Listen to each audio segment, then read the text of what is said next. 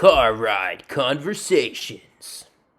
Hello, ladies and gentlemen. My name is Solomon Feinstein, and I'm the host of the podcast Car Ride Conversations. This is our first episode, our inaugural episode. It is Tuesday, September 29th, 9 p.m. Pacific Standard Time Zone, broadcasting to you live from Las Vegas, Nevada. Fabulous Las Vegas, Nevada. I have with me my two co-hosts, Genesis, Edwynn, and our first guest of our first podcast, EJ. Welcome, everybody. How are you doing? I'm doing good. Pretty well, thank you. Doing great. Yeah, so I'll start us off.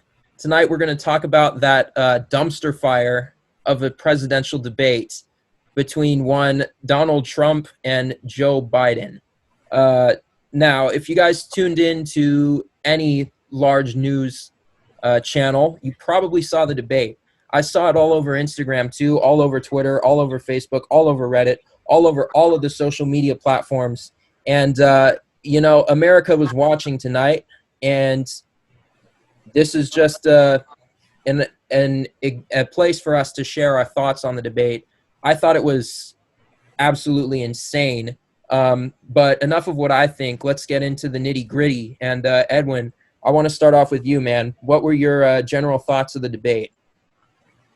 You know what? Honestly, I don't know what to think of it, because literally I'm rewatching it right now. I was watching it like seconds before I joined the Zoom classroom, and I'm thinking like this is completely different from when Mitt Romney and Obama was at it. And Mitt Romney and Obama was the most respectable debate I've ever seen. And honestly, that don't count for nothing because I've only been alive for 20 years and only got into politics for a short amount of time. But like, I'm watching it and I'm thinking like, I'm wondering if this is how they used to get down back during George Washington days. Like they were just, it wasn't even, I felt like I was back in high school watching two people just cook each other. Yeah. Like nothing about it was respectful. And I'm not going to give you guys who I think is, I'm not going to give you guys my opinion on who I want to win the presidential campaign. But from tonight's debate, it was just, there was no understanding about whose policy is what policy. They weren't even speaking about policies. Right. Yeah, that's something that really disappointed me. I'll further elaborate on that a little bit later. But EJ, our guest for this first episode, I want to get to you, buddy. What were your general thoughts on the debate? Thank you, Edwynn, for your input. We'll discuss it a little bit further. Let's get through everybody. Thank you. So EJ, what were you thinking of, buddy?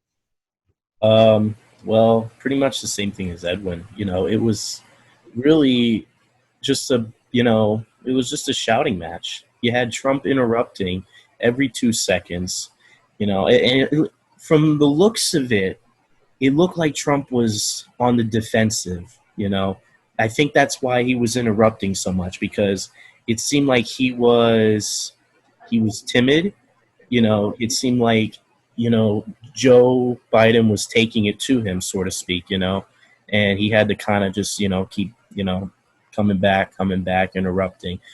And, nobody could get a real clear opinion across. The moderator, Chris Wallace, he just couldn't get it back on the rails. I remember he scolded Trump specifically, Mr. President, your campaign agreed to these rules, so it's only not to cut you off, BJ. By them.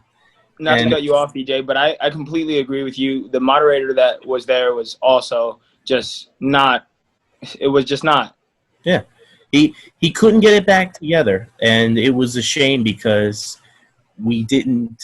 As me being a prospective voter, I can't decide who the ballot's even going to be going for right now because I don't know who believes what the policy, what their thoughts on these big issues are, like Black Lives Matter, climate change, and all this other stuff. I don't have a clear opinion because it was just a shouting match and, quite frankly, a disaster. Right. Yeah. I'm going to have to agree with both of you guys. There's something about Donnie Boy that he just as Edwynn was saying, he just tries to cook people, man. You know what I'm saying? Like the Obama-Romney debate, much more peaceful, much more respectable. But even Trump in 2016 came out with his guns blazing, crooked Hillary, millions, blah, blah, blah. And, he continues the same thing with Joe Biden. And, it's a shame because personally, I am someone that is kind of in the middle politically. I agree with certain things that Biden stands for, and I also agree with certain things that Trump stands for. And, not tonight. People, yeah, right.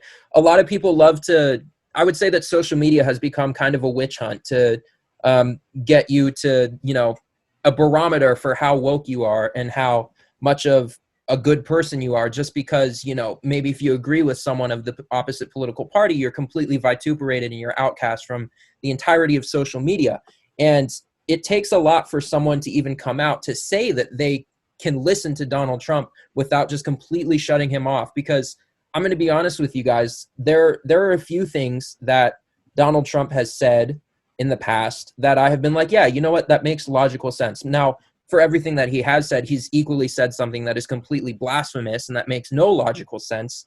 He says a lot of that, but to someone that stands politically in the middle, it was difficult for me to take in the debate because I wanted to actually hear what the candidates had to say.